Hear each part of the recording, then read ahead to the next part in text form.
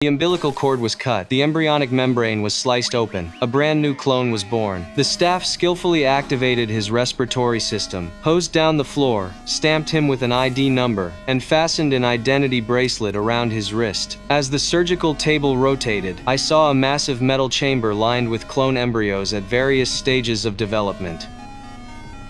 In that moment, I realized I was nothing more than a clone. I had to get out of here. Just then, Starkweather burst out of the shadows, tubes dangling from his body, desperately trying to escape.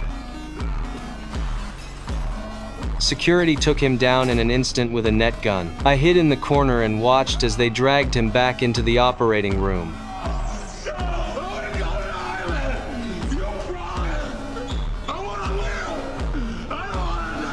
The next second, the security chief spotted me but assumed I was an intern nurse. You okay, buddy? It's not the first time this has happened, you know?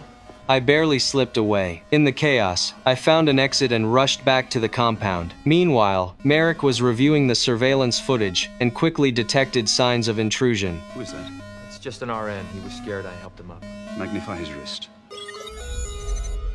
You have a product on the loose. Identity matching took less than a minute to lock onto me. Security forces were deployed immediately. I learned that everyone sent to the island had been killed. Jordan was still packing her bags, so I rushed over and pulled her along. But the fully armed security team had already caught up. After a fierce chase, we tumbled into a massive breeding chamber filled with thousands of clones arranged in perfect rows like soldiers in formation. Each clone had a memory implant device embedded in front of them, looping fake footage of the apocalypse in the island. With security closing in, we slipped into an elevator under the dim light and finally made it outside. That's when we discovered the entire compound was surrounded by a giant digital screen. The so-called apocalypse was nothing but a simulation. We finally escaped the compound, but had no clue what to do next. Meanwhile, the world's wealthiest elites gathered in the showroom. Merrick presented the Agnate technology to them, claiming it could grow rejection-free organs on demand, while concealing the fact that clones possessed independent consciousness.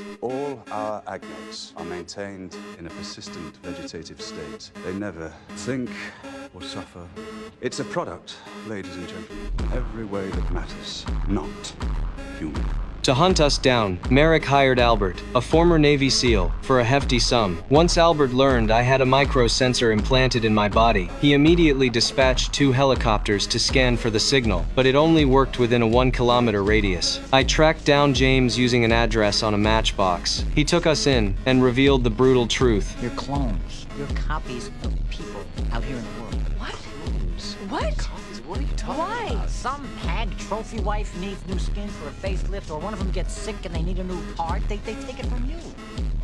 We decided to find our original sponsors, but James was strongly against it. Still, we had no other choice. You know what I would do if I were you? I would just get as far away from here as I could. Go to the beach. We're not asking for your permission, Mac. We're asking for your help.